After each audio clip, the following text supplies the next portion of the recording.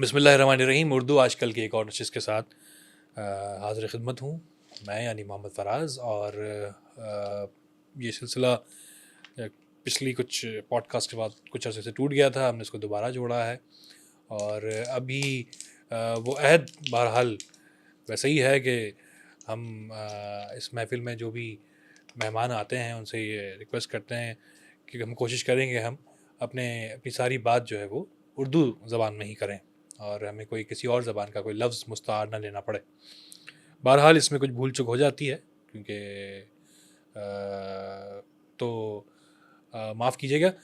اچھا خیر، زیادہ اہم بات یہ ہے کہ اس وقت ہمارے پاس جو ہے ہمارے ساتھ جو شخصیت موجود ہیں وہ زبان کوئی بھی ہو، لیکن خیال ان کے پاس بیان کرنے کے لیے بہت ہیں، نظریات بہت ہیں، تاریخ پر اور موجودہ صورتحال پر، دونوں پر ان کی جو ہے ایک نگاہ یہاں ہے تو ایک نظر وہاں ہے. اور ادب کے حوالے سے اور زبان کے حوالے سے ہم ان سے بہت کچھ سیکھ سکتے ہیں. ہم تو ابھی تک اہل کتاب ہی ہیں، یہ صاحب کتاب شاعر ہیں، اور یقیناً اتنا مواد موجود ہے کہ آگے بھی اگر جب چاہیں تو کچھ نیا بھی جو ہے پبلش ہو سکتا ہے. تو آج ڈاکٹر اسد شہزاد ویسے ہمارے ساتھ جو ہے وہ موجود ہیں. آج چونکہ ہم اردو زبان اور موجودہ اردو زبان، اور چونکہ اردو زبان یا کوئی بھی زبان جو ہے وہ ادب اور شاعری کے ذریعے پروان چڑھتی ہے، فروغ پاتی ہے، اور پھر اس میں کچھ اس کے اسلوب میں تبدیلی آتی ہے، اس کے مزاج میں تبدیلی آتی ہے. تو جس دور میں کوئی اگر شاعر جو ہے وہ ذکر میں رہے تو اس کا مطلب ہے کہ اس کی شاعری اور اس کی شاعری میں اس کے نظریات، اس کے خیالات اور اس کی استعمال کی ہوئی زبان جو ہے وہ ذکر میں ہے. تو آج ہم ذکر کر رہے ہیں جان ایلیا صاحب کا.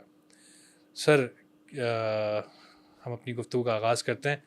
تو زبان کو لے کر، اردو زبان کو لے کر جیسا ہم نے آغاز کیا، آگے ہم بہت ساری باتیں کریں گے. جان ایلیا کا کردار اردو زبان کے فروغ میں آپ اس کے بارے میں کیا کہیں گے؟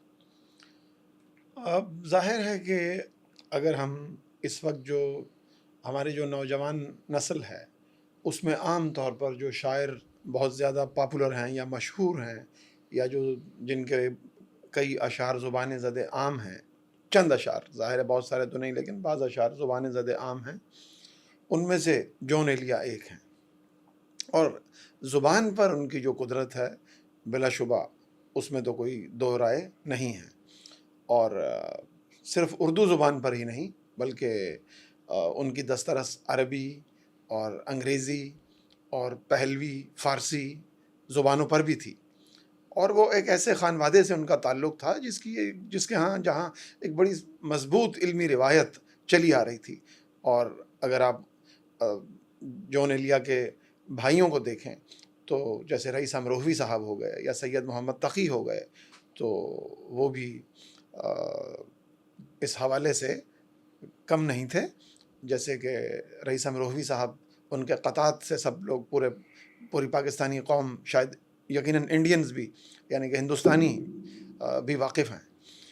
تو زبان کی خدمت یقیناً نہ صرف جان ایلیا نے بلکہ ان کے گھرانے نے بھی کی ہے. لیکن اگر زبان کے علاوہ ہم دوسرے دائروں میں داخل ہوں، یعنی خیالات کے دائروں میں داخل ہوں، تو پھر اس پر ہم اس طرح سے نہیں کہہ سکتے.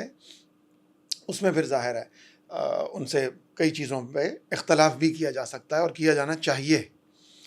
یہ ضروری نہیں ہے کہ آپ کی زبان پر بڑی دسترس ہے تو آپ کوئی ایسے اشعار بھی تخلیق کر دیں گے جو مثال کے طور پہ جن کی دائمی حیثیت ہو جائے، یا جو زندگی کی اتھاہ گہرائیوں کو بیان کر دیں.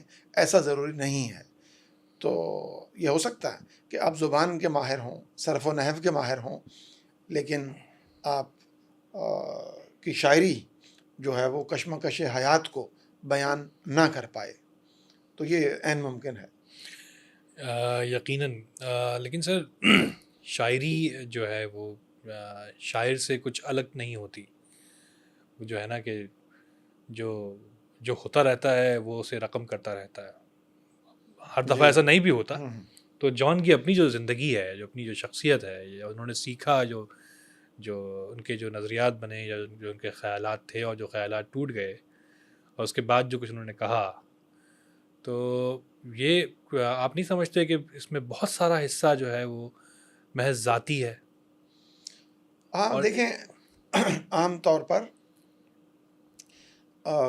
جو ہماری تنقید کی روایت ہے اردو میں بھی، اور ایون جو انگلش سے بھی مستعار لی گئی جو روایت، یا جو دو روایتوں کو آپس میں مدغم ایک حد تک کر دیا گیا، تو شاعری کو عموماً شخصیت کے حوالے سے دیکھا جاتا ہے یا دیکھنے کی کوشش کی جاتی ہے. اور عموماً جن لوگوں نے ایسی کوشش کی ہے وہ سمجھتے ہیں کہ، یا جیسے غالب کے حوالے سے کہا گیا یا میر کی شاعری کے حوالے سے کہا گیا، کہ ان کی شاعری دراصل شخصیت سے فرار اور بعض حوالوں سے شخصیت کی قربانی ہے. میں سمجھتا ہوں کہ جون کی شاعری کو اگر ہم دیکھیں تو نہ تو وہ شخصیت سے فرار ہمیں دکھائی دیتی ہے، بلکہ شخصیت کا اظہار دکھائی دیتی ہے، اور یقیناً وہ شخصیت کی قربانی بھی نہیں ہے.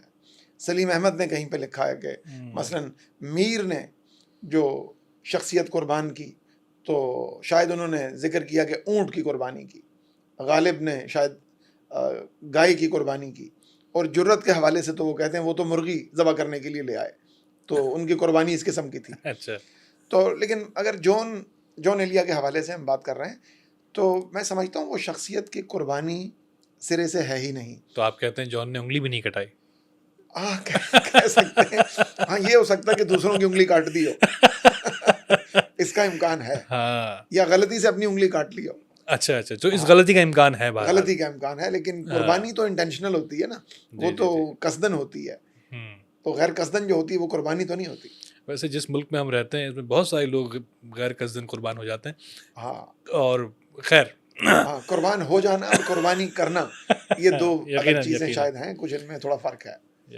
اچھا، اس نقطے کو ذرا اور مزید اس میں وضاحت مجھے لگتا ہے کہ طلب. ہاں، مثلاً امیر بنائی کے حوالے سے جیسے یہ کہا جاتا ہے تو انہوں نے کبھی مے نوشی نہیں کی، شراب کو کبھی ہاتھ بھی نہیں لگایا. جی. لیکن آپ ان کی اگر شاعری پڑھیں تو اس میں بادہ و جام کا، مے و مینا کا بہت زیادہ ذکر ہمیں ملتا ہے. تو وہ شخصیت کا اظہار تو نہ ہوا نا. لیکن یہ ایک سمپل سی مثال ہے، مزید ہم اور مثالیں بھی دیکھیں گے. ایک سادہ سی مثال یہ تھی. تو شاعری جون کے حوالے سے، جون کا جو بنیادی، یوں کہیں کہ جو نہایت بنیادی اور مرکزی نقطہ جون کے مطالعہ سے میرے سامنے کم از کم جو آیا ہے، وہ ہے ان کا سوچ سمجھ کے یا بہت زیادہ سوچے سمجھے بنا نظریہ جبریت پر یقین ان کا. یعنی وہ جو ایک بحث چلی آ رہی ہے جبر و اختیار، یا جسے انگلش میں فری ول اینڈ ڈٹرمنزم یا پری ڈیسٹینیشن یا پری ڈٹرمنزم کہتے ہیں. یعنی کیا انسان پر جبر ہے، وہ جو فیصلے کرتا ہے، جو اعمال کرتا ہے، جو افعال سر انجام دیتا ہے، کیا وہ کسی جبر کی وجہ سے ہوتے ہیں، یا انسان کے پاس اس کے فیصلوں کا، اس کے اعمال کا، اس کے افعال کا، اس کی پسند کا، اس کی ناپسند کا، کیا ان تمام چیزوں کا اس کے پاس اختیار ہے. تو جو ان کی شاعری اگر آپ پڑھیں اور ان کی زندگی کا بھی کچھ مطالعہ اگر ہم کرتے ہیں، تو جو بات میں سمجھتا ہوں کہ نمایاں طور پہ کھل کر ہمارے سامنے آتی ہے، وہ یہ ہے کہ جون خاصی شدت سے جبریت کے، ڈٹرمنزم کے قائل ہیں. ڈٹرمنزم کا قائل ہونے کے لیے ہرگز یہ ضروری نہیں ہے کہ آپ تقدیر کو مانتے ہو، آپ یہ کہتے ہو کہ جی خدا نے یہ تقدیر لکھ دی. مثال کے طور پہ ایسے لوگ جو خدا کو ہی نہیں مانتے وہ بھی جبریت کے قائل ہو سکتے ہیں. آپ کا اشارہ جونی کی طرف ہے یہاں؟ جون کی نہیں، میرا اشارہ اس وقت مثلاً آپ فرائیڈ کی اگزامپل لے لیں. جی. تو سیگمنڈ فرائیڈ ایک طرح سے سائیکولوجیکل ڈٹرمنزم کا قائل ہے، سیگمنڈ فرائیڈ. اسی طرح اگر آپ کارل مارکس کی مثال لے لیں تو وہ معاشی جبریت، جبر نہیں جبریت، ڈٹرمنزم کی بات ہو رہی ہے. تو اگر انگریزی کی اصطلاح آپ مجھے استعمال کرنے دیں، وہ تو آپ کر چکے سر. آج کر بھی چکا تو بعض جگہوں پہ مجبوری ہو جاتی ہے یقیناً. کیونکہ لوگ عام طور پہ اسی سے واقف ہوتے ہیں. جی تو جسے ہم معاشی جبریت کہتے ہیں یا اکنامک ڈٹرمنزم، جی جی. تو یہ تو مشہور ہے یہ بات. مارکس کو پڑھنے والے سب لوگ یہ جانتے ہیں کہ کارل مارکس، ویسے اس کے دو ورژنز ہیں، ایک فنڈامنٹلسٹ ورژن اور ایک ڈائلیکٹیکل ورژن، یا ایک بنیاد پرستانہ ورژن اور دوسرے کو جدلیاتی آپ اس کا ایک ورژن کہہ لیں. تو ایک جو بنیادی ورژن ہے اس کے مطابق مارکس اکنامک ڈٹرمنزم کے قائل ہیں، اور سگمنڈ فرائڈ وہ سائیکولوجیکل ڈٹرمنزم کے یا جبریت کے قائل ہیں. یعنی ہم جو کچھ کانشیسلی کرتے ہیں جی انکانشیسلی ہم وہ کرنے پر مجبور ہیں. تو ہمارا انکانشیس ہمارے فیصلے کر رہا ہے اور انکانشیس ہمارے اختیار کے قابو میں نہیں ہے، لہٰذا ہم ایک طرح کی جبریت میں ہیں. تو یقیناً یہ دونوں لوگ خدا کے ماننے والے تو نہیں ہیں. حاصل کن ہے یہ جہان خراب، یہی ممکن تھا اتنی اجلت میں. اب جیسے دیکھیں یہ جون نے کہا کہ حاصل ہاں. کن ہے یہ جہان خراب، جی. یہی ممکن تھا اتنی اجلت میں. ہوں. تو یہ شعر انہوں نے تھوڑا اجلت میں لکھ دیا مجھے گمان گزرتا ہے. وہ دیکھیں اب یہ جو تھیوری آف ریلیٹیوٹی ہے، جی جی. تو اس میں تو ایک پل میں صدیاں ہو سکتی ہیں اور صدیوں میں ایک پل ہو سکتا ہے. جی جی. تو یہ اگر آئنسٹائن کو آپ اس کی ریلیٹیوٹی کی تھیوری دیکھ لیں اور تو اس سے ہمیں پتہ چلتا ہے کہ بھائی یہ جو جلد اور دیر کا جو معاملہ ہے یہ تو ریلیٹیوسٹ ہے. بلکہ اگر مزید آئنسٹائن کے حوالے سے دیکھیں تو یہ جو سکون اور حرکت ہے، جیسے وہ اقبال نے کہہ رکھا ہے فریب نظر ہے سکون و ثبات، لرزتا تڑپتا ہے ہے ہر ذرہ کائنات.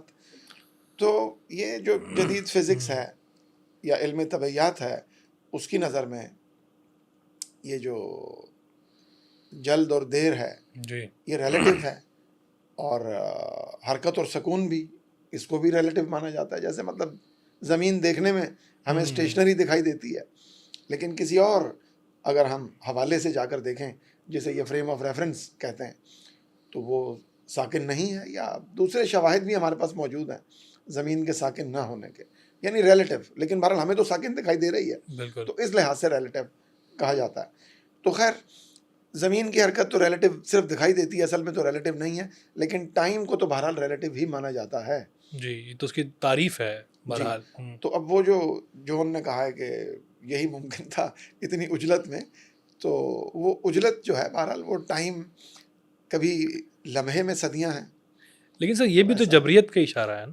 ہاں یہ بھی ہے اشارہ ایک لحاظ سے، لیکن اس سے زیادہ اشارہ ایک اور جگہ ہے نا، جہاں وہ کہتے ہیں اے خدا جو کہیں نہیں موجود کیا لکھا ہے ہماری قسمت میں. واہ واہ واہ. اور اب یہ کوئی جو رہتا ہے آسمان میں کیا. اب یہ جو قسمت کی جو بات کر رہے ہیں تو یہ تو کلیئر میرا خیال ہے واضح ہمیں دکھائی دے رہا ہے کہ وہ قسمت کے اوپر فوکس کر رہے ہیں، جبریت کے اوپر اپنی توجہ مرکوز کر رہے ہیں کہ بھئی آپ نے ہماری قسمت میں کچھ لکھ دیا ہے اور قسمت سے بھاگنا بہت مشکل ہے.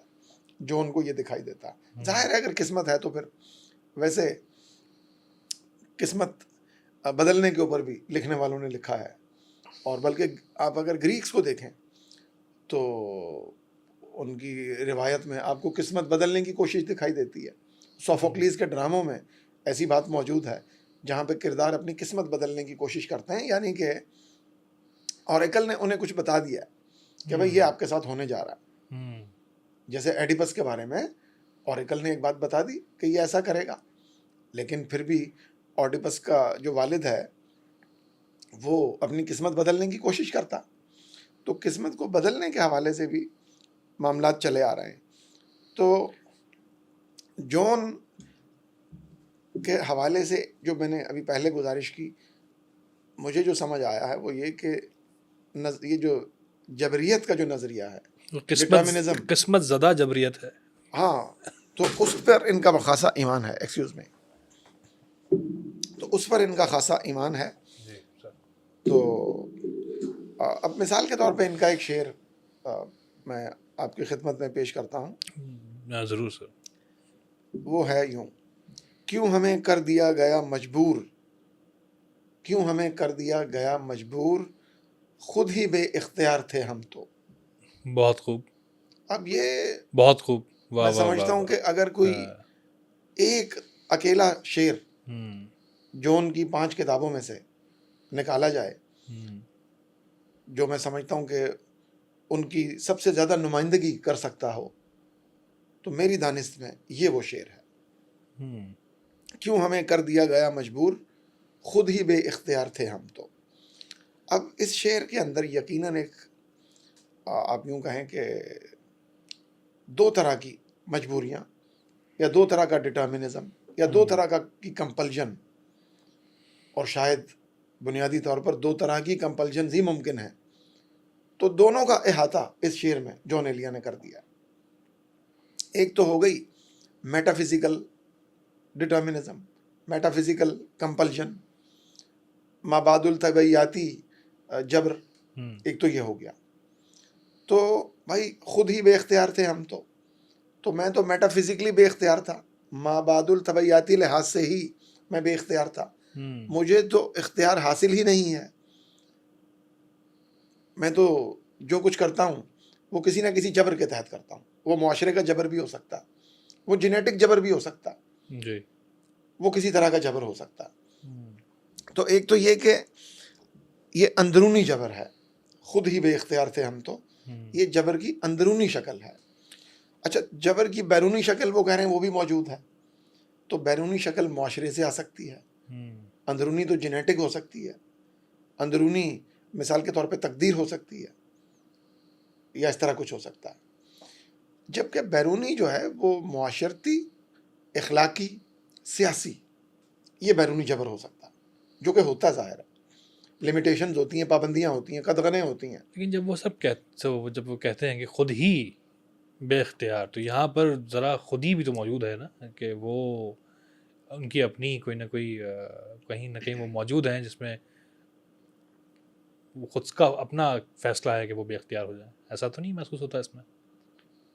ہاں، اب میرا خیال ہے یہ جو زیادہ انہوں نے شد و مت سے، شدت سے ایک بار نہیں کئی بار یہ بات کہی ہے کہ وہ جبریت کا قائل ہے. میں بھی آپ کو جی مزید مثالیں پیش کروں گا، جی جی تو میں سمجھتا ہوں کہ وہ کافی شواہد ہوں گے جس سے یہ بات پتہ چل جائے گی. یہ محض کوئی ایک شعر نہیں ہے، اور بہت ساری ہمارے پاس اس کی مثالیں موجود ہیں. یہ تو میں نے بتایا کہ ایک جو ان کا مرکزی شعر، اس کو میں سمجھتا ہوں ایک مرکزی نقطہ انہوں نے اس میں اپنا بیان کر دیا ہے، کہ انہوں نے بتا دیا کہ بھائی اندرونی طور پر بھی میں جبر زدہ ہوں اور بیرونی طور پر بھی ہوں، تو دونوں حالتوں میں. اچھا، تو اس حالت میں مثال کے طور پہ جب وہ خدا کو دیکھتے ہیں تو اس کے حوالے سے بھی ایک جگہ پہ کہتے ہیں سر بازانو ہے آسماں میں خدا، کسی بے اختیار کی مانند. واہ واہ واہ واہ. تو اب وہ خود بے اختیار ہیں.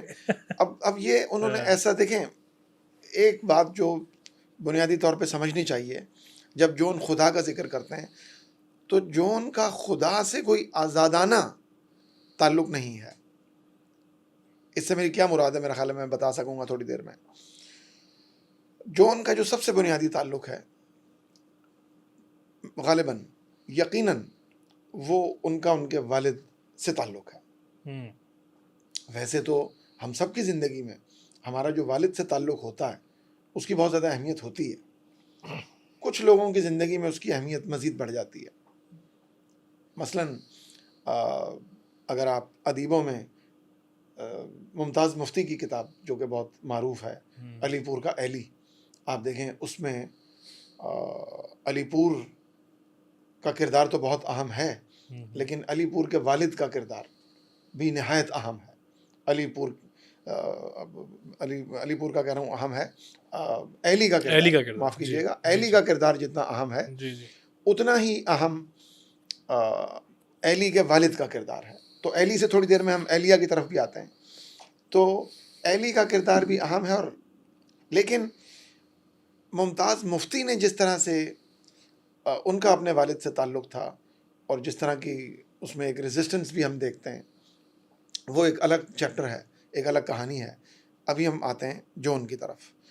تو جون کا تعلق جون کے والد سے، اور جون کا تعلق خدا سے، اور پھر جون کا تعلق کارل مارکس سے، یہ تینوں ایک ہی حقیقت کے 3 رخ ہیں. یہ بڑا اہم نقطہ ہے بھائی، اس پہ شاید اس طرح پہلے بات نہیں ہوئی. جی، تو ہاں جو مجھے ان کا جو میں نے جون کا مطالعہ کیا تو اس سے جو بات ایک جو کھل کر سامنے آئی وہ یہ کہ جون کا تعلق اپنے والد سے اور جون کا تعلق خدا سے اور جون کا تعلق جو کارل مارکس سے ہے باہمی ان میں ربط ہے. وہ ایک سلسلے کی کڑیاں ہیں, وہ ایک ہی شے کے 3 رخ ہیں, لیکن ان 3 رخوں میں سب سے زیادہ اہم رخ جو ہے وہ ان کا اپنے والد سے تعلق ہے. تو ہم یہ ضرور اب جاننا چاہیں گے کہ جون کا اپنے والد سے کیسا تعلق ہے. بالکل ضرور. پھر یہ گتھی شاید ہم سلجھا سکیں. یہ کوئی ایسی گتھی بھی نہیں ہے, یہ بہت آسان ہے جون کو سمجھنا, تو ہلکی پھلکی گتھی ہے, کوئی زیادہ گنجلک معاملہ نہیں ہے یہ. تو سر پھر اسے سمجھا دیجیے. جی, تو اس کے بعد ہم دیکھیں کہ جون کا اپنے والد سے جو ہے وہ کس طرح تعلق ہے. چلیں اس پر جانے سے پہلے جون کی ایک نظم کو میں مختصر کر کے ٹائم بچانے کے لیے اس میں سے کچھ مصرے پیش خدمت مختصر کرتا ہوں. کر کے تو یہ خطرناک اسٹیٹمنٹ تھا. اس میں سے کچھ ٹکڑا لے لینا. ہاں جی جی, نہیں وہ اس سے وہ اس کا مقصد ہاں یقیناً میں سمجھ گیا. یعنی نہیں ہوگا. اچھا یہ نہیں کہ اس کا کوئی معنی بگڑ جائیں گے, ایسا نہیں ہے. اچھا اچھا جی اچھا, تو آپ ایڈیٹڈ اس کی فارم سنائیں گے؟ کچھ مصرے حذف کر دوں اچھا اچھا اچھا, ٹائم بچانے کی صحیح ہے خاطر, صحیح ہے کیونکہ میں نے مزید بھی چیزیں کوٹ کرنی ہیں تو پھر مجھے یقیناً ٹائم بھی بچانا ہے. صحیح. تو یہ نظم ہے برج بابل, اور یہ ہیروڈوٹس جو مشہور یونانی ہسٹورین ہے اس کے کام سے ماخوذ یہ ہے, بہت خوب. جون نے اس کو نظم کیا. تو اس میں وہ کہتے ہیں, میں تھوڑی دیر میں جون کے والد کی طرف آتا ہوں, یعنی کہ جون کا کیا نقطہ نظر ہے اس حوالے سے. تو وہ کہتے ہیں کہ برج بابل کے بار میں تو نے سنا, برج بابل کے بارے میں تو نے سنا, برج کی سب سے اوپر کی منزل میں جس پر خداوند آرام فرما رہا ہے, اور سرتا سرے ارض بابل میں یعقوب کے مرد و زن جاں کنی کی اذیت میں زندہ رکھے جا رہے ہیں, یہی ان کا مقسوم ہے اور ازل سے خداوند آسودہ ہے. اچھا, تو اب جون اپنے والد کے حوالے سے ایک جگہ پہ کہتے ہیں, اگر وہ میرے باپ نہ ہوتے, ان کی بجائے اور شخص, کوئی اور معقول اور دنیا شناس شخص ہوتا تو میں آج وہ نہ ہوتا جو ہوں. میں ایک کامیاب ترین, صحت مند اور قابل رشک آدمی ہوتا, اور میری زندگی عیش ہی نہیں بلکہ بے حد شاندار عیاشی کے ساتھ گزر رہی ہوتی. تو اب اس میں ایک جو لطف والی بات ہے کسی قدر, اور کسی قدر حیرت والی بات ہے, اتنی حیرت والی نہیں ہے ویسے, وہ یہ ہے کہ ایک طرف تو جون مارکسسٹ, سوشلسٹ, کمیونسٹ ہونے کا دعویٰ فرماتے ہیں, اور ساتھ ہی ساتھ ان کا جو آئیڈیل ہے وہ ابھی ہم نے دیکھا کہ میری زندگی عیش ہی نہیں بلکہ بے حد شاندار عیاشی کے ساتھ گزر رہی ہوتی. تو ہمارے جون ایلیا ایک طرف تو سرمایہ دارانہ نظام کی بےخنی کرنا چاہتے ہیں اور سوشلزم کو اپنا آئیڈیل بنا کے پیش کرتے ہیں, اور دوسری طرف کیپٹلزم کے جو سرکردہ افراد ہیں وہ جو زندگی گزار رہے ہیں, شاید وہ بے حد عیش کی زندگی سمجھی جاتی ہے, سپر رچ کی زندگی یا ایلیٹ کلاس جن کو کہتے ہیں ان کی زندگی, تو ساتھ ہی ساتھ وہ اس زندگی کی بھی تمنا کیے جا رہے ہیں, اور ساتھ ہی ساتھ وہ کمیونزم کی بھی حمایت کر رہے ہیں. تو اب سوچنا یہ پڑتا ہے کہ مالدار طبقے سے انہیں ناانصافی کا شکوہ ہے یا معاملہ حسد کا ہے. میرے خیال میں ناانصافی کا شکوہ ہے. نہیں, جو بھی خوش ہے ہم اس سے جلتے ہیں. یہ انہوں نے کہہ رکھا جب وہ یہ کہہ رکھا ہے تو پھر اچھا, دونوں ہی باتیں کسی نہ کسی حد تک کہی جا سکتی. ٹھیک ہے. تو اب دیکھیں, یہ اس طرح کی بات جو ہے وہ آپ کو بہت کم ہی کسی کے ہاں ملے گی, لیکن یہ والد کے ساتھ اس طرح کا جو تعلق ہے اتنا شدید, بلکہ ایک جگہ انہوں نے ایک نظم, ہجویہ نظم بھی اپنے والد کے لیے لکھی, تو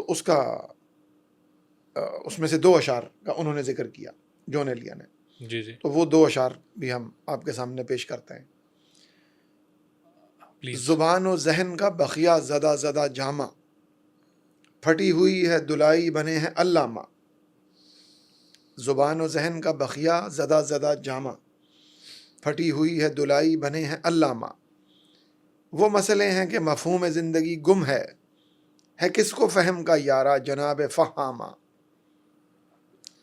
تو اب یہ پھٹی ہوئی دلائی اور اس کے علاوہ ان کے فہم اور ذہن پر ہم شک دیکھتے ہیں کرنا، کہ یہ ہاں، نکتہ چینی کرتے ہوئے اور کسی قدر غصے میں ہمیں دکھائی دیتے ہیں۔ حالانکہ اگر ہم اس انداز میں بھی دیکھ لیں، ظاہر ان کے والد صاحب ایک بہت پڑھے لکھے آدمی تھے اور یہ اس لحاظ سے ان کا بہت احترام بھی کرتے تھے جان ایلیا، اس میں بھی کوئی ظاہر ہے۔ اور لیکن یہ جو کہہ رہے ہیں پھٹی ہوئی ہے دلائی بنے ہیں علامہ اور اس طرح کی باتیں، تو دنیاوی کامیابی اور معاشی کامیابی کو یہاں پر بہت زیادہ شاید اہمیت دے دی گئی ہے، اسے بہت بنیادی مقصد حیات بنا کر پیش کر دیا گیا ہے۔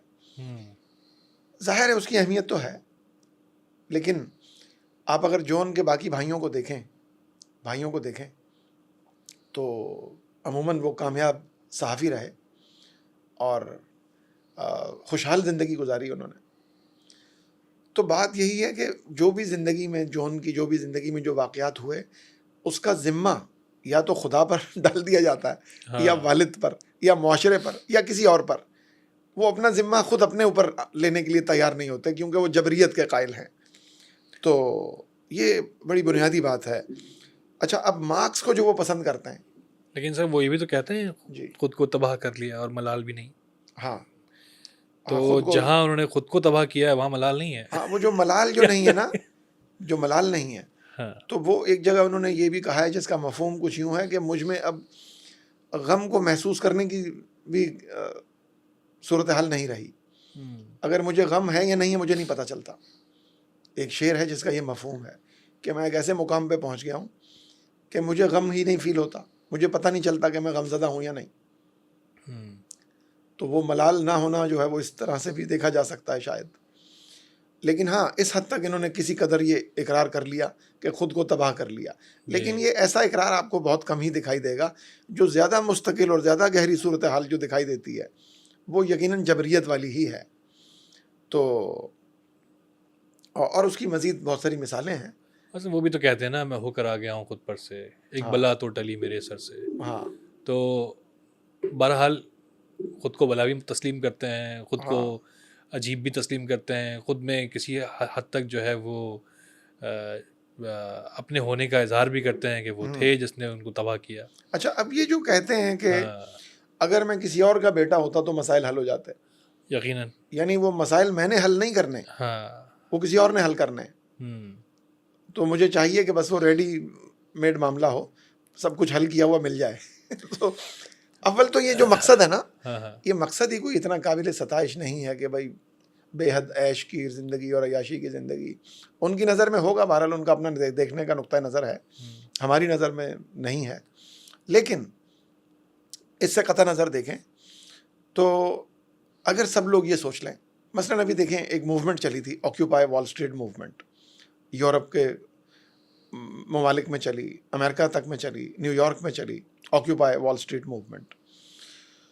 تو اس میں وہ جو پروٹیسٹنٹس تھے، یا جو خیر تو اس کا اردو میں ڈھونڈ رہا ہوں پروٹیسٹنٹ کا، تو اچھا، تو ان کا جو پروٹیسٹرز تھے، مظاہرین جو تھے، تو مظاہرین کا اس میں پروٹیسٹنٹ تو ایک الگ فرقہ ہے، ہم پروٹیسٹرز کی بات کر رہے ہیں۔ تو جو مظاہرین تھے، پروٹیسٹرز تھے، ان کا کہنا یہ تھا کہ ہم 99% ہیں، ہماری تعداد جو ہے نا وہ 99%، 99% ہماری تعداد ہے۔ یعنی ہم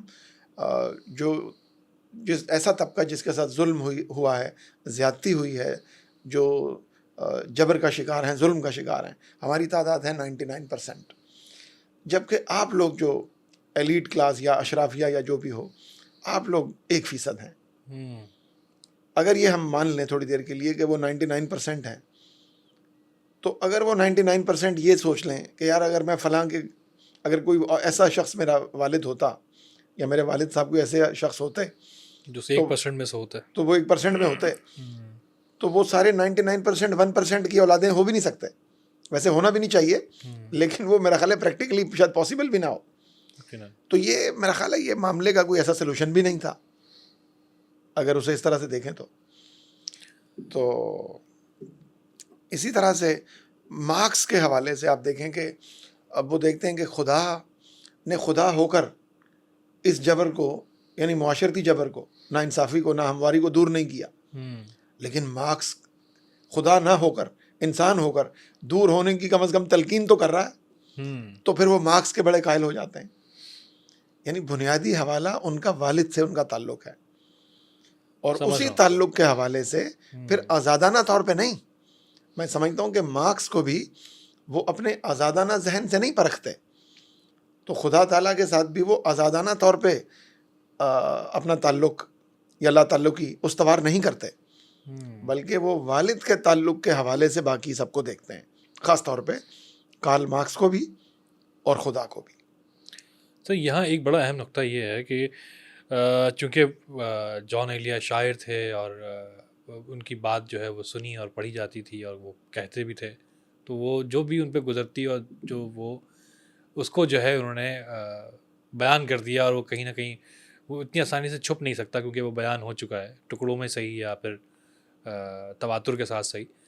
لیکن ایک عام آدمی کا بھی جو خدا کا تصور ہوتا ہے، یا وہ کیا اس کے ماں باپ سے اس کا کوئی تعلق نہیں ہوتا؟ اچھا اب دیکھیں، یہ عام آدمی کے حوالے سے مجھے جو وہ نوجوان بھی میرے ذہن میں آئے جو ان کے یا کسی کے بھی پرستار ہیں، دوسرے شعراء کے پرستار ہیں، تو اب جون کے ہاں انہیں ایک سہولت میسر ہے، وہ یہ کہ آپ جبر کے قائل ہو جائیں اور زندگی آسان بنا لیں. واہ واہ واہ. تو جبریت کے نقطۂ نظر کو ماننے سے، یعنی جون کی شخصیت کے جو عناصر ہیں ان میں ایک ہے جبریت پر ان کا یقین، دوسرا ان کی نرگسیت جس کا وہ خود ظاہر کھل کے اعتراف کرتے ہیں یا اعلان کرتے ہیں. تو ایک ان کی نرگسی انا، دوسرا جبریت پہ ان کا یقین. اور حالانکہ انہوں نے زیادہ تر خود کو گمان کے دائرے میں رکھا، شاید کے دائرے میں رکھا، لیکن اور یعنی اور گویا کے دائروں میں رکھا، لیکن جبریت کے معاملے میں وہ گمان سے نکل کر یقین تک پہنچ گئے، میں سمجھتا ہوں. اچھا، تو اب وہ اس میں یہ نوجوانوں کے لیے ایک سہولت ہے. تو جبریت سے ایسی شاعری پیدا ہوتی ہے، جبریت کو ماننے سے جو ان کی شاعری ہے، اور نرگسیت اور جبریت اور ان عناصر سے.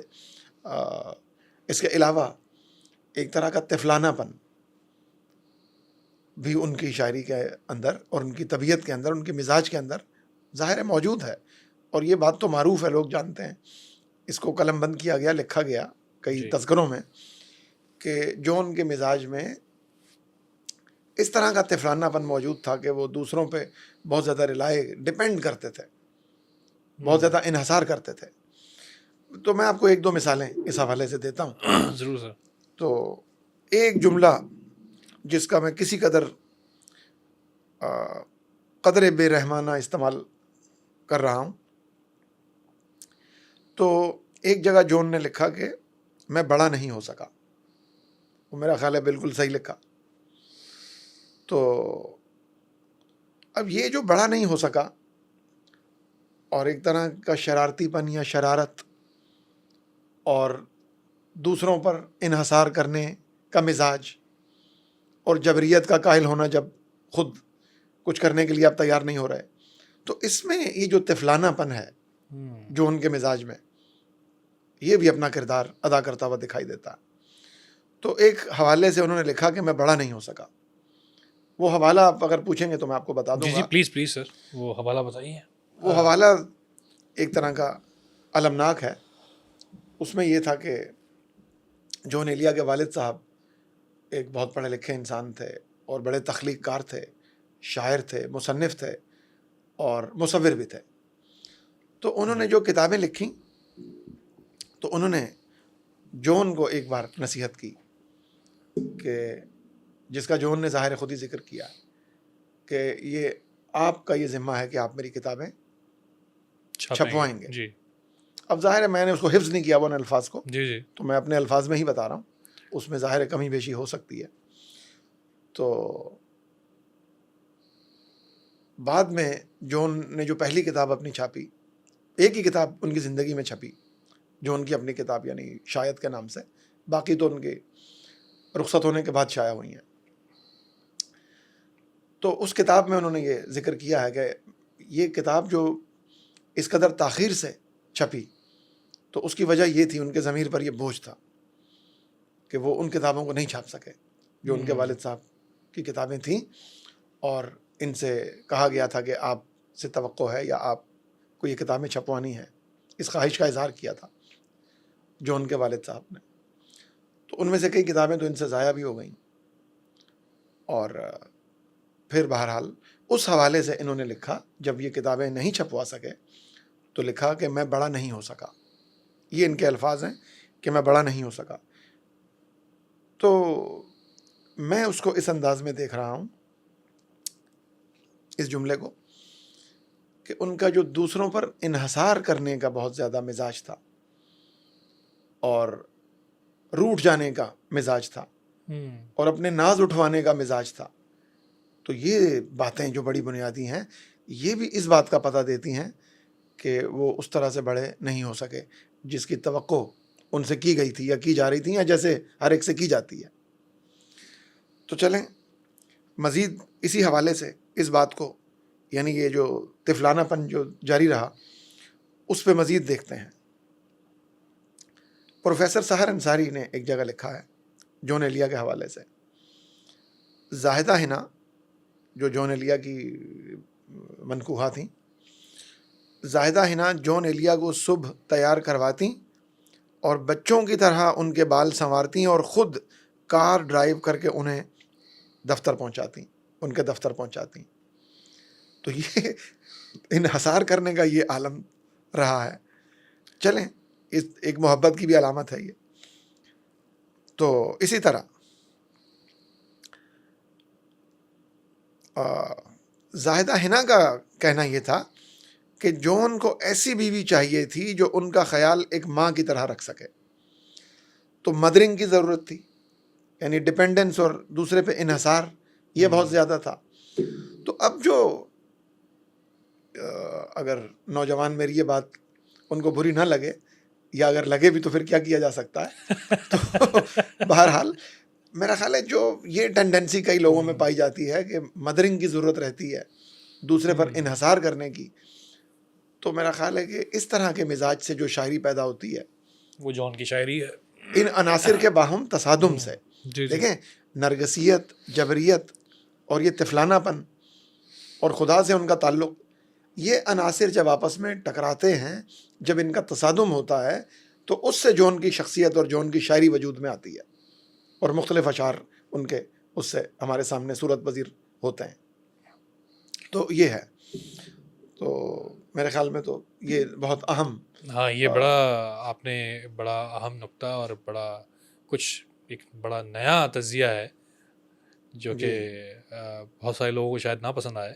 جی بہرحال اچھا ایک چیز یہاں، ایک بات یہ بھی تو ہے کہ آپ ایک طرف جون کا اپنے والد کے ساتھ جو تعلق ہے اس میں ناراضگی اور شکایت ہے، جی لیکن ساتھ ہی والد جو ہے وہ اپنے اسی بیٹے سے کہتے ہیں کہ آپ ہی کی ذمہ داری ہے کہ آپ میری کتابوں کو جو ہے چھپوائیں گے. جی تو یہ بھی تو ایک بڑے، کیونکہ اس سے جو ان سے جو بڑے بیٹے تھے جو دوسرے، وہ تو ذمہ دار اور جو ہے لوگ تھے، اور ان کی وہ طفلانہ طبیعت نہیں تھی، تو ان سے نہیں کہا گیا، اور پھر ان میں سے بھی کسی نے وہ کام اپنی ذمہ نہیں لیا جی جو کہ جون کو دیا گیا تھا. اس معاملے پہ آپ کیا کہیں گے؟ اس پر میں خاموش رہنا چاہوں گا، وجہ؟ اگرچہ میں کئی باتیں اس میں کہہ سکتا ہوں، جی. لیکن یہ میرا خیال ہے اس حد تک میں اس میں ایک طرح سے یہ ذاتیات کے معاملات ہو جاتے ہیں. تو میں تو صرف یہ چاہ رہا ہوں کہ ان کی شخصیت اور ان کی شاعری کا جو باہم تعلق ہے اس پہ اگر میں کچھ کہہ سکوں تو اس میں میری زیادہ دلچسپی ہے.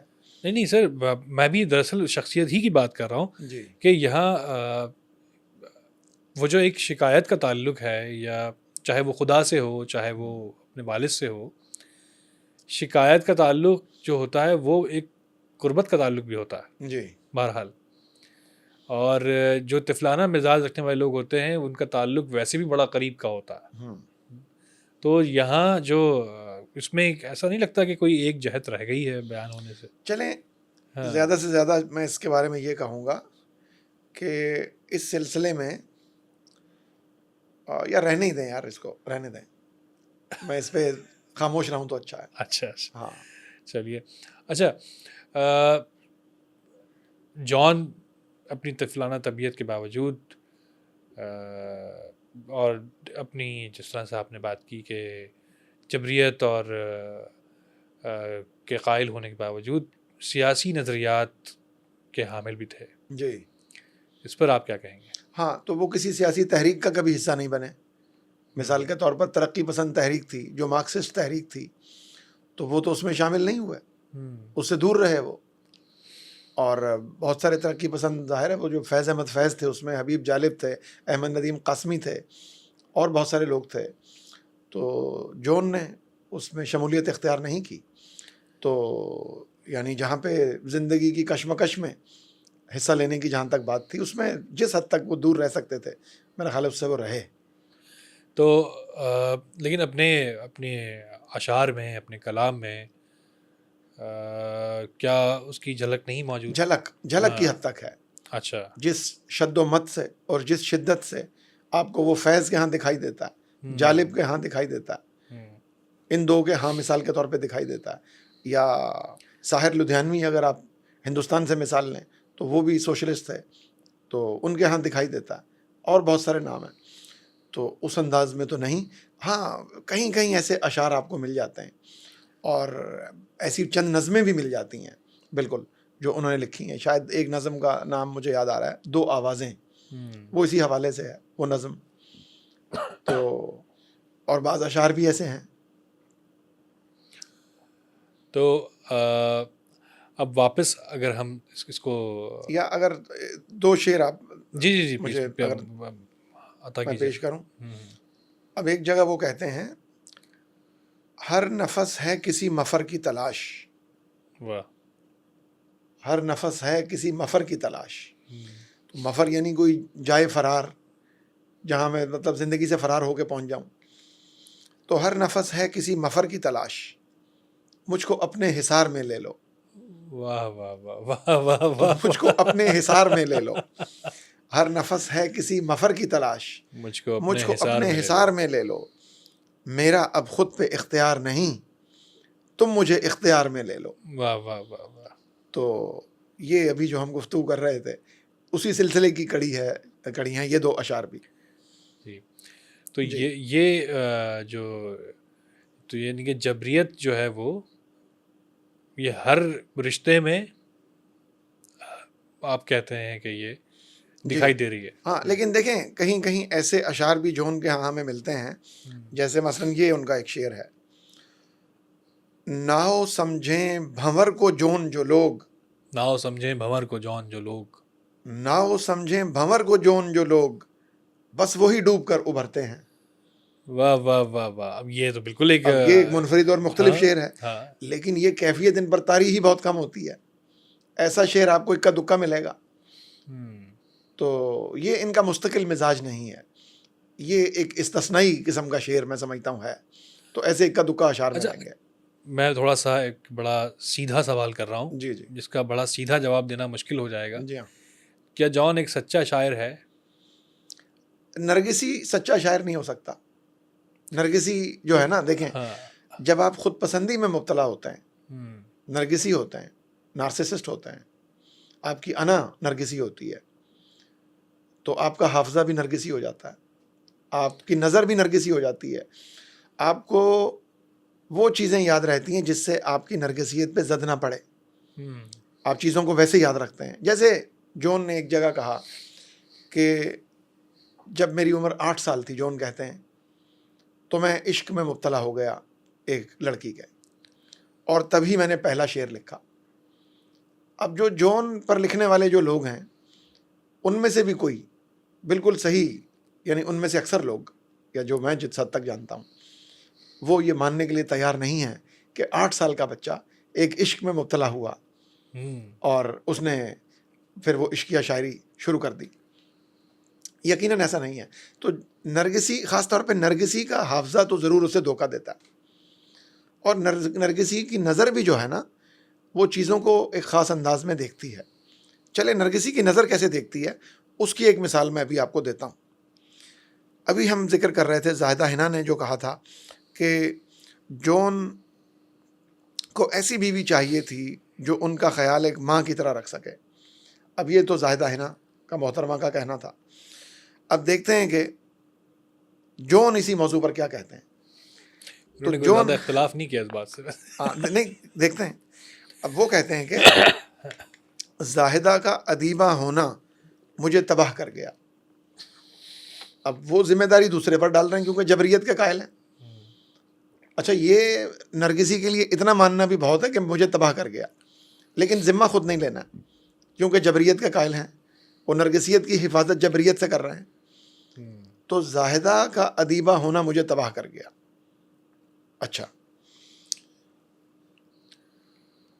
دراصل اس کے اندر ایسی انا پیدا ہو چکی تھی جو ہمارے درمیان علیحدگی کا سبب بن گئی. تو وہ یہ نہیں مان رہے، جیسا کہ زاہدہ حنا نے کہا کہ یہ بہت زیادہ ڈپینڈنس میں مبتلا تھے اور گھر کے معاملات جو تھے ان سے بھی بے نیاز تھے. یہ کہیں اور کہا. تو وہ ان چیزوں کو ذمہ دار نہیں ٹھہرا رہے بلکہ وہ علیحدگی کا ذمہ دار. اب میں یہ نہیں کہہ رہا کہ مجھے پتا ہے کہ وہ کیا چیز ذمہ دار میں تھی، سمجھ رہا ہوں. مجھے نہیں پتا کہ کیا چیز علیحدگی کی ذمہ دار تھی. میں تو صرف ان دونوں کے نقطہ نظر پر بات کر رہا ہوں. میں نہیں جانتا کہ کیا شے تھی جو علیحدگی کا باعث بنی. ظاہر ہے یہ تو ہم نہیں جانتے. اچھا، میں کوئی اس کا دعویٰ بھی ہرگز نہیں کر رہا. تو دراصل اس کے اندر ایسی انا پیدا ہو چکی تھی جو ہمارے درمیان علیحدگی کا سبب بن گئی. اب یہاں پھر دیکھیں نرگسی انا پھر آتی ہے، لیکن اس کی یہ انا میں نے خود ہی پیدا کی تھی. یعنی وہ انا جو زاہدہ حنا میں تھی وہ ان کا خیال ہے کہ وہ میری ہی عطا تھی، وہ میری ہی پیدا کردہ تھی اور میں اسی کی نظر ہو گیا ایک طرح سے. تو اب یہ ان کو حقیقت یوں دکھائی دے رہی ہے اور زاہدہ حنا کو کسی اور طرح دکھائی دے رہی ہے. اور دونوں میں سے حقیقت ہے کیا، یہ ہم سامعین پہ یا ناظرین پر چھوڑتے ہیں. یا آپ اس میں کچھ کہیے. سر حقیقت ہے کیا، یہ تو بہت مشکل سوال ہے جی. لیکن ہاں اس میں سے کوئی بہرحال جو، لیکن سر نرگسیت جو ہے وہ کیا صرف جون میں ہے؟ کیا یہ ہر شاعر میں کسی درجہ نہیں ہوتی؟ ہاں، یہ ہوتی ہے اور شاید ایک حد تک ہونی بھی چاہیے، لیکن یہ ایک طرح کی طفلانہ نرگسیت ہے. اچھا. ہاں، یہ میچور نرگسیت نہیں ہے. تو یعنی جو پختہ نرگسیت جس میں کچھ پختگی ہوگی، یا پختہ شخصی نرگسیت. پختہ نرگسیت صحیح لفظ نہیں زیادہ مسئلہ ہو ہے، جائے صحیح اصطلاح نہیں ہے. یعنی کہ ایک پختہ شخص کی نرگسیت، یوں اصل میں کہنا چاہ رہا ہوں، وہ نہیں ہے جو ان کے ہاں، بلکہ طفلانہ مزاج کے ایک شخص کی نرگسیت ہے. تو نرگسیت تو آپ کو غالب میں بھی ملے گی. جی. بازیچہ اطفال ہے دنیا میرے آگے، ہوتا ہے شب و روز تماشا میرے آگے. تو اور لوگوں کے ہاں بھی ملے گی، لیکن وہ پھر جبریت کے قائل اس طرح سے نہیں ہے. تو یہ تو جبریت کے قائل ہیں، ساری ذمہ داری دوسرے پہ ڈالتے ہیں. تو یا تو ان کے والد صاحب ذمہ دار ہیں، یا زاہدہ حنا ذمہ دار ہیں، یا خدا ذمہ دار ہے، یا معاشرہ ذمہ دار ہے. اگر کوئی ذمہ دار نہیں ہے تو وہ یہ خود ہیں. تو نوجوانوں کو بڑی اچھی ایک طرح سے مل رہی ہے، یہ سمجھیں کہ راہ فرار.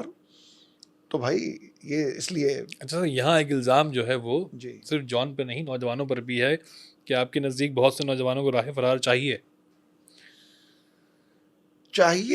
تو میں تو نہیں سمجھتا چاہیے. ابھی جو میں نے آپ کو ناؤ اور بھنور والا شعر سنایا تھا، میرے خیال میں تو نوجوانوں کو اس طرح کی بات چاہیے. وہ ایک شعر کہاں تک وہ ریپیٹ کریں گے؟ وہ تو ہے.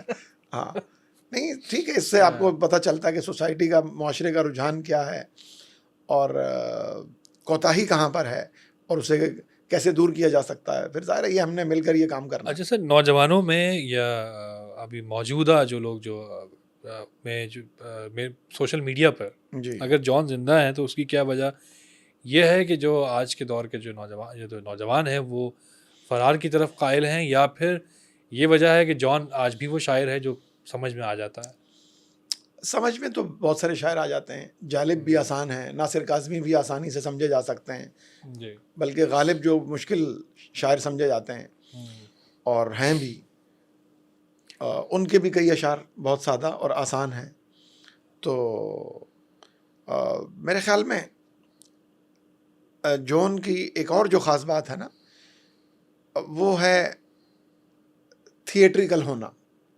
جی ہاں, جان کا جو جی, آپ انہیں اداکار کہہ رہے ہیں, وہ اداکار تھے, بالکل. اور انہوں نے یہ بھی لکھا ہے ایک جگہ کہ ظاہر ہے مجھے پریسائسلی یاد نہیں ہے ایز اٹ از, لیکن اس میں وہ بتاتے ہیں کہ لوگوں کا ایک حلقہ مجھے شاعر کی حیثیت میں بعد میں جانا, اداکار کی حیثیت سے پہلے جانتا تھا. تو یہ اداکار تھے اور اداکاری کرنا جانتے تھے, جو ان کا ایک ہم کہیں گے کہ پلس پوائنٹ تھا. اور خاتون کا کردار بھی یہ کر چکے تھے اسٹیج پر. جی جی, مثال کے طور پر میرا خیال ہے یہ سحر انصاری صاحب نے کہیں پر کہا ہے. تو اب دیکھیں, ایک جگہ وہ کہتے ہیں کہ کتنے ہی لوگ حرص شہرت میں دار پر خود لٹک گئے ہوں گے. کتنے ہی لوگ حرص شہرت میں دار پر خود لٹک گئے ہوں گے. تو مشہور کیسے ہونا ہے, کچھ یہ بھی جون ایلیا اس سے خوب واقف تھے. اچھا, تو اب جیسے اداکاری کا جوہر ہے, یہ بھی ان کے خاصا کام آیا. تو باقی ظاہر ہے ان کے پاس کچھ ایسا بھی تھا ان کی شاعری میں جو بعض لوگوں کی نفسیاتی ضرورت پوری کرتا ہے. ہاں, لیکن اس کے علاوہ مشہور ہونا اگر ایک فن ہے تو اس فن سے بھی جون آشنا تھے. تو اگر اب مثال کے طور پہ رات کے وقت ان کا کالا چشمہ لگانا, مشاعروں میں تھیٹریکل قسم کی پرفارمنس پیش کرنا, اور سامعین اور حاضرین پر طرح طرح کے کامنٹس بعض اوقات پاس کر دینا, اور جھومتے ہوئے ایک خاص انداز میں شعر پڑھنا, یہ سب ان کی اسٹرینگتھ ہے. میں مطلب کوئی اس کو کوئی اس پہ کوئی نکتہ چینی نہیں کرنا چاہ رہا. کس طرح اینیمیٹ رہنا ہے, ہاں, تو یہ ان چیزوں سے وہ خوب واقف تھے. جی, تو یہ بھی ظاہر ہے بہت اہم ہے. لیکن اس سے دیکھیں اب آج کا جو دور, اس میں آپ دیکھیں سیلفی کا بھی دور یہ بنا ہوا ہے نا, جی جی, خود بینی کا دور. تو جون کی جو نرگسیت ہے یعنی کہ خود بینی ہے, وہ بھی تو اس کے ساتھ مطابقت رکھتی ہے. بہت اچھا نقطہ ہے یہ کہ آپ کہتے ہیں کہ اگر جان آج کے دور میں ہوتے تو وہ وہی کر رہے ہوتے جو نوجوان کر رہے ہیں. مطلب دیکھیں اب ظاہر ہے وہ تو محض نہیں کر رہے ہوتے, اور ان کی شخصیت نسبتاً گہری ہے, اس میں تو کوئی شک نہیں ہے. لیکن دیکھیں نرگسیت کے حوالے سے 2-3 شعر میں آپ کے سامنے ان کے پیش کرتا ہوں. عطا کیجیے. تو جون ایک جگہ کہتے ہیں, تھی کسی شخص کی تلاش مجھے, میں نے خود کو ہی انتخاب کیا. واہ واہ واہ واہ واہ واہ. تھی کسی شخص کی تلاش مجھے, میں نے خود کو ہی انتخاب کیا. اب وہ جو میر تو کہتے ہیں نا, دکھائی دیے یوں کہ بے خود کیا.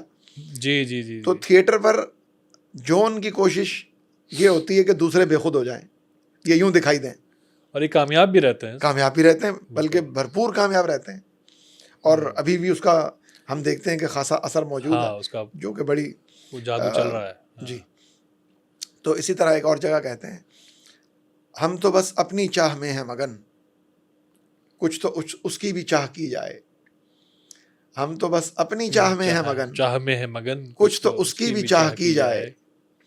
پھر ایک جگہ کہتے ہیں, شاید مجھے کسی سے محبت نہیں ہوئی, شاید مجھے کسی سے محبت نہیں ہوئی, لیکن یقین سب کو دلاتا رہا ہوں میں. تو یہ مطلب محبت میں ایک حد تک انہوں نے سیاست کا بھی استعمال کیا ہے. جیسے ایک جگہ کہتے ہیں, ہم نے پیہم قبول و رد کر کے اس کو ایک امتحان میں رکھا. ہم نے پیہم قبول و رد کر کے اس کو ایک امتحان میں رکھا. تو اچھا, یہاں تو اذیت پسندی, بلکہ اسے کچھ ایسا بھی تو معاملہ جھلکتا ہے نا کہ جسے ہم سیڈزم کہہ سکتے ہیں, یا اس پر بھی کچھ بات کی جائے اگر تو.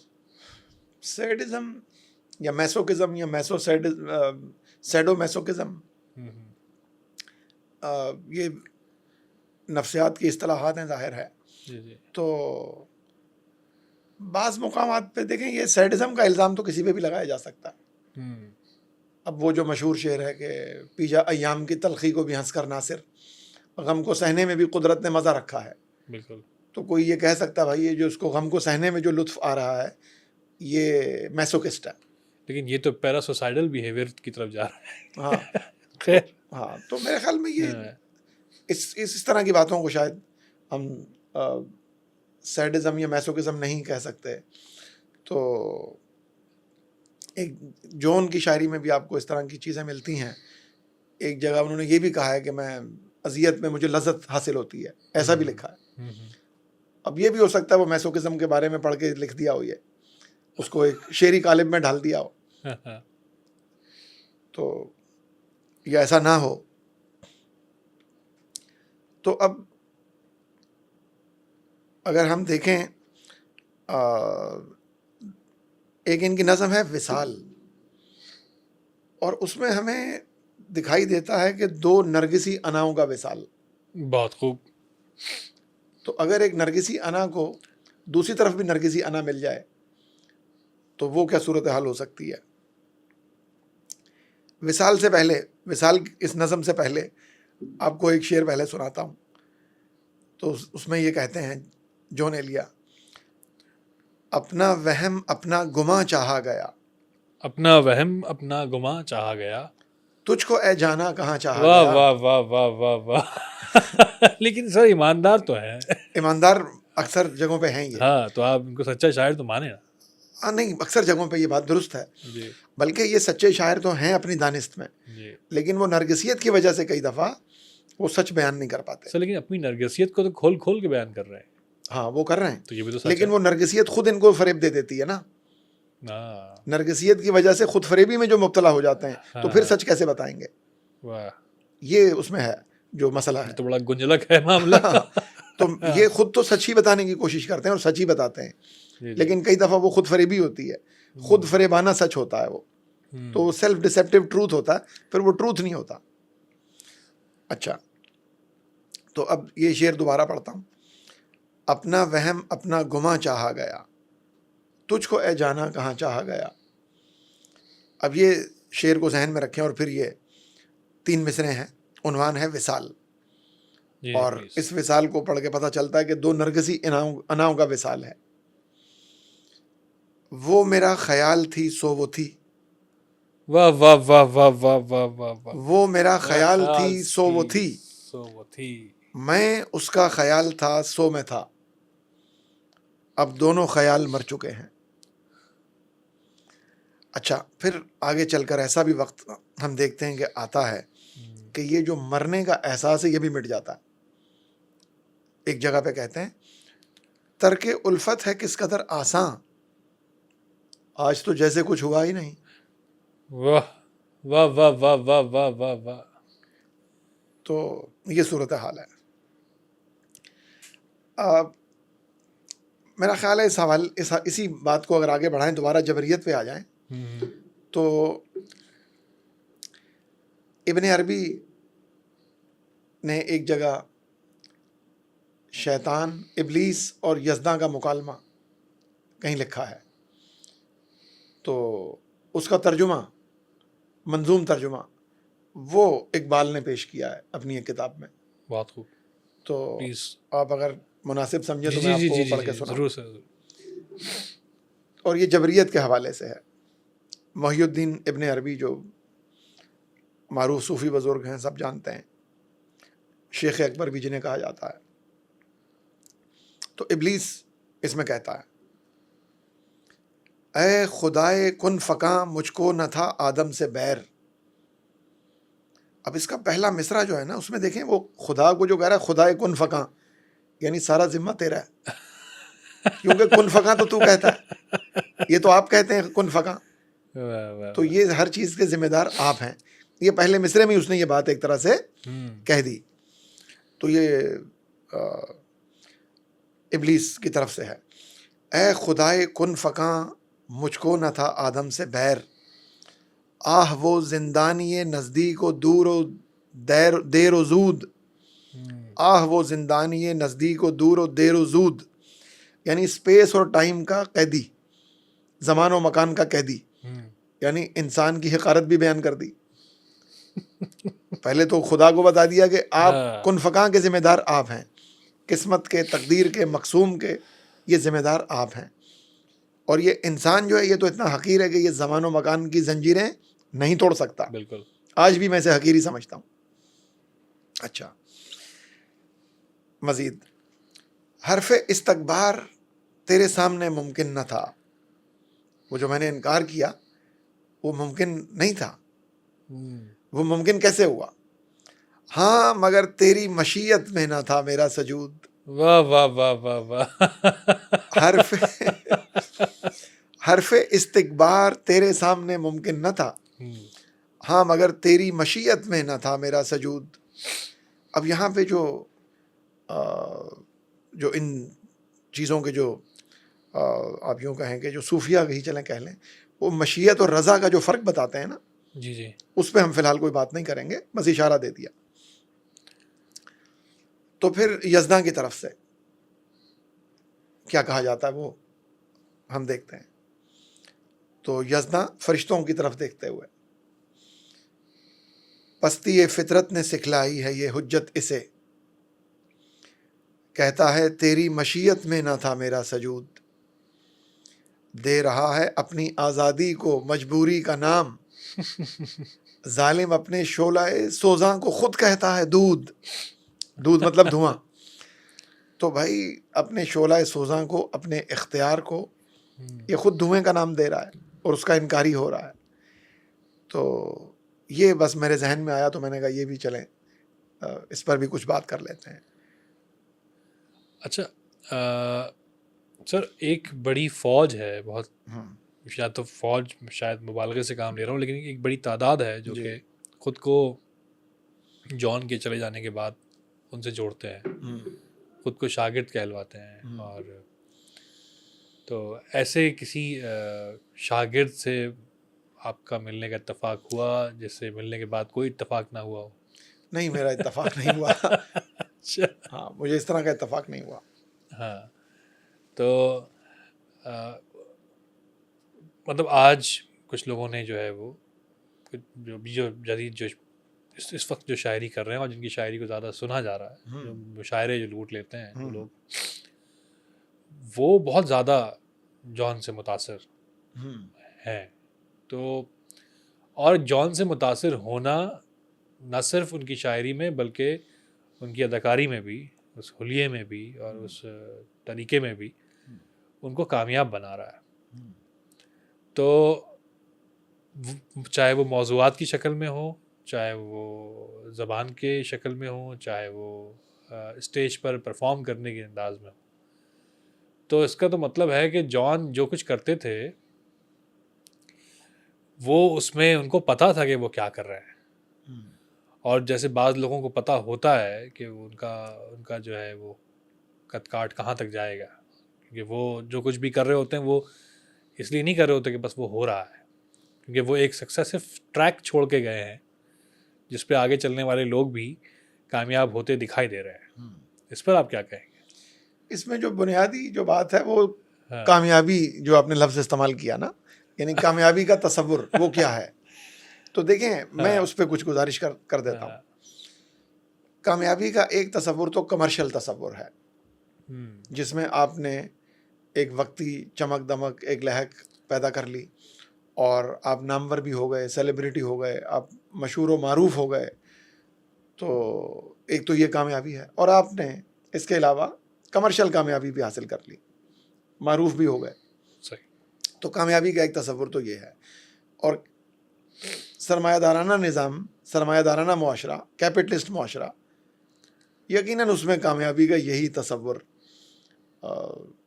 لوگ اختیار کر چکے ہیں. بالکل. لیکن فن کے لحاظ سے کامیابی کا یہ تصور یقیناً قابل قبول نہیں ہے. یہ جو کامیابی ہے یہ تو کمرشل کامیابی ہوتی ہے اور یہ وقتی کامیابی ہوتی ہے. فن کی جو کامیابی ہے وہ ابدی ہوتی ہے.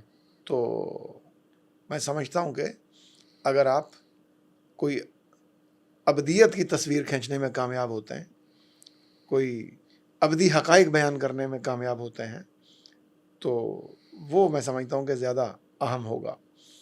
اور یہ جو وقتی معاملات ہیں ان کی وہ حیثیت نہیں ہے، وہ اہمیت نہیں ہے. تو لیکن سر یہ جیسے آپ خود شاعر ہیں، تو شاعری کیا اختیاری مسئلہ ہے یا جو دل پہ گزرتی ہے وہ رقم ہوتا رہتا ہے؟ اب جیسے ایک بار امجد اسلام امجد صاحب سے میری بات ہو رہی تھی، تو انہوں نے کہا کہ کچھ لوگ تماشائیوں کو سامنے رکھ کر، مد نظر رکھ کر لکھتے ہیں، اور کچھ تماش بینوں کو. اب تماش بینوں کے لیے تو میرا خیال ہے کچھ لوگ لکھتے ہیں، اچھا کام کر رہے ہوں گے، کرتے رہیں. تو بہرحال اس میں فرق ہے. اچھا سر، آپ کیا سمجھتے ہیں کوئی بہت اہم نقطہ جو رہ گیا ہو، جو ہم اس ہاں، میں ویسے بات نہ ابھی کی جو ہو؟ بات میں نے ابھی جو گزارش کی، یہ ضروری بھی نہیں ہے کہ آپ کسی کو سامنے رکھ کے ہی لکھیں. ہاں بالکل، میں یہی ہاں تو آپ سے ہاں کہنا چاہتا ہوں. ہاں، لیکن اگر آپ سامنے رکھ کے لکھ رہے ہیں کہ اتنے لوگوں کو میں نے اس حد تک اس طرح سے متاثر کرنا ہے اور مجھے یہ ریزلٹس چاہیے، جی تو پھر کس حد تک آپ کا انسپریشن ہے؟ یہ تو سوال بنتا ہے نا پھر ان لوگوں سے جو اس طرح کی شاعری فرما رہے ہیں. کہ مطلب اگر آپ کے ذہن میں یہ ہے کہ آڈینس کو اس انداز سے جان ایلیا کے فلاں میتھڈس کو فالو کر کے اور آڈینس کو متاثر کرنا ہے، تو پھر یہ معاملہ وجدانی اور انسپریشنل تو نہ ہوا، لیکن سر یہ تو ایک میتھڈ ہو گیا. غالب بھی تو خوش ہوئے تھے جب ان کا لکھا ہوا کلام طوائف نے اور فقیر نے گایا تھا. نہیں، خوش ہونا ایک الگ بات ہے. وہ انہوں نے ایسا نہیں کیا کہ ایک میتھڈ ایجاد کر کے ان کو خوش کرنے کی کوشش کریں. غالب نے یہ نہیں کیا. اچھا، ہاں یقیناً. تو آپ یہ کہتے ہیں کہ جان نے یہ میتھڈ ایجاد کیا؟ نہیں، یہ تو آپ نے ابھی کہا کہ جو ان ہاں کے فالوورز ہیں، ان کے جو فالوورز نے اس ایک سکسیسو ایکشن کو، ہاں، تو ایک حد تک جان نے بھی کیا، لیکن یہ شاید اس سے کہیں زیادہ کر رہے ہوں گے. میں اتنا نہیں جانتا ان کے بارے میں. اچھا، تو ہم واپس جان پر چلتے ہیں جی. اگلی جو اچھا، کچھ اور نام شعراء کے جو جان کے جو ہم اثر شعراء تھے، جو کہ اچھے کا، جن کو ہم یہ کہہ سکتے ہیں کہ جو جان کی طرح ہی یا جان سے قریب اسٹیج پر اینیمیٹ ہونا جانتے تھے یا متحرک یا پرفارم کرنا جانتے تھے، وہ کون تھے؟ مثلا جالب، حبیب جالب، ان کے پڑھنے کا انداز اگر آپ دیکھیں تو، لیکن وہ اس میں اداکاری نہیں ہوتی تھی، اس میں ترنم ہوتا تھا، صداکاری ہوتی تھی، اس میں لہن ہوتی تھی. تو ہاں، صداکاری بالکل وہ ہوتی تھی. تو جیسے وہ ان کا دستور جو ان کی نظم ہے، جی یا مشورہ، میں نے اس سے یہ کہا، تو وہ انہوں نے جس انداز میں پڑھی ہے، یقیناً ظاہر ہے اس کا بہت زیادہ اثر تھا. بلکہ اقبال نے بھی لہن سے پڑھا ہے اور ترنم سے پڑھا ہے، اور کئی لوگوں نے پڑھا ہے. تو وہ تو تھا، وہ سب تو چل رہا تھا، لیکن اس میں باقی لوازمات جو جون لے کر آئے، وہ ان کو اگر جون سے پوچھا جائے تو شاید وہ کہیں گے کہ بھائی یہ تو ہماری طبیعت کا اجتہاد ہوا نا. بالکل. تو میں واپس اب یہ تو خیر یہ ہم نے بڑی گہری باتیں کر لی ہیں. اب ذرا اوپری سطح پہ آتے ہیں، اور محض اگر ڈکشن اور زبان کی بات کی جائے اور اسلوب کی بات کی جائے، اس میں آپ جان نے جو فیصلے کیے اسلوب اختیار کرنے کے اور زبان کے لیے، یا جو سہل زبان استعمال کرنے کے، اس کے لیے آپ ان کو اپریشیٹ کرتے ہیں یا آپ سمجھتے ہیں کہ یہ اس پر بھی کچھ اور کیا جا سکتا نہیں، یہ تو تھا؟ میں سمجھتا ہوں کہ ان کا بڑا کام ہے، لیکن میں یہ نہیں سمجھتا کہ انہوں نے یہ کچھ بڑا سوچ سمجھ کے اختیار کیا ہوگا. یہ بھی ان کا مزاج تھا؟ یہ ان کا مزاج تھا، میں سمجھتا ہوں. اور کیا یہی بہتر نہیں تھا؟ نہیں، اچھا ہے، لیکن اب دیکھیں اس زبان کے حوالے سے، ویسے میں زبان کے حوالے سے کوئی اتنا، پہلے ہی دوسری چیزوں پر بھی میں کم جانتا ہوں، اس پر مزید کم جانتا ہوں. تو لیکن ان کی زبان میں بہرحال ایک اثر ہے، جو زبان وہ لکھتے ہیں اس میں ایک اثر ہے، لیکن اتنا اثر نہیں ہے کہ میں اپنی اگر حوالے سے بات کروں تو کوئی اکا دکا ہی ان کا ایسا شعر ہے جو سمجھیں کہ ایک بار پڑھ کے یاد رہ جائے. اچھا. ہاں لیکن زبان پر ان کی ظاہر جو گرفت ہے وہ بہت اچھی ہے اور بہت خوب ہے. اور ظاہر ہے امروہہ سے ان کا تعلق ہے, وہاں پہ ایک اس طرح کا کلچر ہے, ایسی روایت ہے. امروہہ نے جو بہت بڑے شاعر پہلے پیدا کیے, یعنی بہت بڑے, وہ اسی بڑے کا مطلب وہ اس طرح کا بڑے نہیں ہے جیسے ہم غالب کو بڑے یا اقبال کو بڑے کہتے ہیں یا حافظ کو یا رومی کو کہتے ہیں. وہ ایک اور انداز سینس میں اس کو لیا جا رہا ہے. تو زبان کے لحاظ سے بڑے تو مصحفی ہیں, جو پہلے جو بڑا نام لیا جاتا ہے زبان کے حوالے سے. اچھا سر, ہر شاعر کی زندگی جو ہے وہ ایک مطلب اس کے الگ الگ اقساط ہوتی ہیں جس میں ہم اس کو توڑ سکتے ہیں, اور یہ کہ وہ اس دور میں اس کی شاعری اس طرح سے تھی, اور پھر فلاں واقعہ پیش آنے کے بعد جو ہے وہ, یا فلاں نظریے کے ساتھ ہم آہنگ ہو جانے کے بعد اس نے کلام کو اس طرح کہنا شروع کر دیا. تو جان کی زندگی میں ایسے کتنے ادوار آپ دیکھتے ہیں کہ جس میں ان کی شاعری میں یا ان کے لکھنے میں کچھ بڑا واضح فرق آیا ہو؟ لکھنے میں کوئی ایسا واضح فرق میں تو نہیں دیکھ سکا. اچھا. ہاں مجھے تو یہ جو ان کے جو عناصر ہیں, عناصر ثلاثہ یا عناصر اربع, یہ جاری و ساری دکھائی دیتے ہیں. البتہ خود جون نے جس واقعہ کا ذکر کیا ہے وہ وہی ہے جس کا میں نے ذکر کیا, 8 سال کی عمر میں جو واقعہ پیش آیا. جی جی. تو وہ ان کا کہنا ہے کہ یہ واقعہ میری زندگی میں نہایت اہم تھا اور اسی نے صورت گری کی. میں یہ نہیں, ان کو میں واقعہ کے حوالے سے نہیں دیکھ رہا جون کی زندگی اور شاعری کو, میں تعلق کے حوالے سے ان کی شاعری اور زندگی اور شخصیت کو دیکھ رہا ہوں, جیسا کہ میں نے پہلے گزارش کی. یعنی ان کا اپنے والد سے تعلق اور پھر باقی ان کے تعلقات. تو میں سمجھتا ہوں کہ ان کی شخصیت اور ان کی شاعری پہ تعلق کا زیادہ اثر ہے, نہ کہ کسی خاص واقعہ کا. شاید واقعہ کا ہوگا, کوئی اور شاید یہ بتا سکے جو اس بات کو جانتا ہو, تو میں تو یہ جانتا ہوں کہ تعلق کا زیادہ اثر ہے. اوکے, جو کہ شروع سے آخر تک وہی. تو کیونکہ جان کا جو کیا یہ کہا جا سکتا ہے کہ جان کی جو شاعری ہے وہ ایک گھر اور گھر میں موجود کمرے اور کمروں میں موجود مسائل سے زیادہ باہر نہیں نکلی؟ وہ ایک کسی شاعر نے کہا ہے نا, اب میرے نام کی تختی بھی میرے گھر پہ نہیں, وہ سفر گھر پہ ہے درپیش کہ میں گھر پہ نہیں. تو یہ آپ بے شک آپ کہیں کسی کمرے میں ہیں یا چار دیواری میں ہیں یا کسی محدود اسپیس اینڈ ٹائم کے اندر کہیں ہیں بظاہر مقید, تو پھر بھی آپ اعلیٰ شاعری کر سکتے ہیں. میں یہ نہیں کہہ رہا کہ انہوں نے اعلیٰ شاعری کر دی, لیکن میں کہہ رہا ہوں کہ پھر بھی کر سکتے ہیں. اب فلسفے کی دنیا میں آپ دیکھ لیں, خود مارکس کے بارے میں آپ دیکھیں کہ میرا خیال ہے تقریباً 22 سال تک مارکس لندن سے باہر نہیں نکلا. اور پہلے تو خیر وہ جلا وطن ہوتا رہا, جرمنی سے فرانس, فرانس سے انگلینڈ, اس طرح سے ہوتا رہا. اور وہ لندن میں بھی مارکس کے کئی سال ایک لائبریری کی 4 دیواری میں گزرے. اور ایمینول کانٹ مثال کے طور پہ پوری زندگی میں کونسبرگ سے باہر نہیں نکلا, پوری زندگی میں. لیکن اس کی سوچ کا اثر آپ دیکھیں, مثال کے طور پہ اس وقت جو یو این او کا چارٹر ہے اس پر بھی ایمینول کانٹ کا اثر موجود ہے, بلکہ سب سے زیادہ اثر کم از کم یہ جو ان کے بتانے کی حد تک وہ کانٹ کا ہے. اصل میں سر میں یوں کہنا چاہتا ہوں کہ جیسے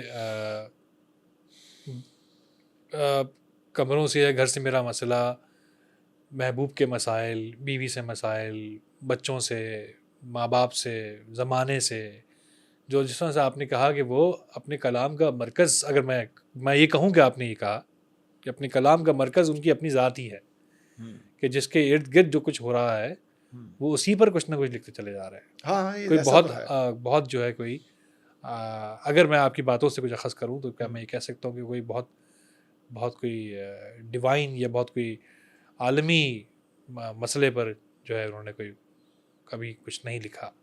ہاں وہ مارکسزم کے حوالے سے تو لکھا نا, بعض نظمیں لکھی, بعض اشعار لکھے, تو وہ عالمی حوالے سے ہی ہے, کیونکہ وہ مارکس تو کہتا ہے workers of the world unite, you have nothing to lose but chains. تو وہ تو ورکرز آف دا ورلڈ کو ایڈریس کر رہا ہے, تو پھر وہ عالمی معاملہ ہے, ظاہر ہے. بالکل. تو اس کے حوالے سے بھی لکھا. اچھا, یہاں ایک کیونکہ ڈاکٹر اسد شہزاد کے تعارف میں ہی میں نے بتایا تھا کہ جو ہے خود ماشاء اللہ ہماری طرح صرف اہل کتاب نہیں, صاحب کتاب بھی ہیں. اور جو ہے تو اب ہم جان پر تو کافی کچھ بات کر چکے, اور کچھ کوئی ویسے اس اگر ہم جو گفتگو کر رہے ہیں اس کو اگر ایک کوزے میں بند کیا جائے اور کچھ جملے میں بات پوری کی جائے جس سے ایک ریکیپ مل سکے, تو وہ کیا الفاظ ہوں گے سر؟ دیکھیں, گفتگو ہم نے شروع اسی بات سے کی تھی, مجھے جو یاد پڑ رہا ہے, یا مطلب جو ایک اس کا جو خاص پہلو تھا, بلکہ جو مرکزی پہلو تھا, وہ یہی تھا کہ جون کی شاعری کو کم از کم میں نے جو اس کو اسٹڈی کیا ہے, جی مطلب اسٹڈی کیا ہے, تو ایک ہوتا ہے نا جیسے آپ بڑے شوق سے پڑھتے ہیں, تو اتنا معاملہ وہ شوق والا نہیں تھا, اسٹڈی والا معاملہ تھوڑا زیادہ تھا. شوق بھی ہے, یعنی کئی اشعار ایسے بھی ہیں جو اپنی طرف کھینچتے ہیں, لیکن تو اسٹڈی کی صورتحال بھی ساتھ شامل تھی. تو اس میں جو نقطہ سامنے آیا ہے وہ یہ ہے کہ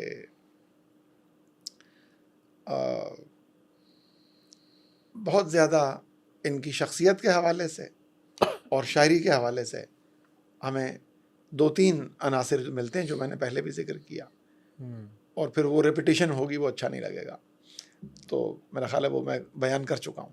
اچھا, تو بس اب سر ہم چاہیں گے جو ہے آپ سے کچھ آپ کا کلام سنیں تاکہ پھر ہم بھی تنقید کر سکیں کچھ. ہاں اور لوگوں کو بھی جو ہے وہ دعوت میں ویسے تنقید سے ڈرے بغیر, کیونکہ وہ جان کے جو چاہنے والے ہیں یقیناً وہ اب اپنے پنجے تیز کریں گے.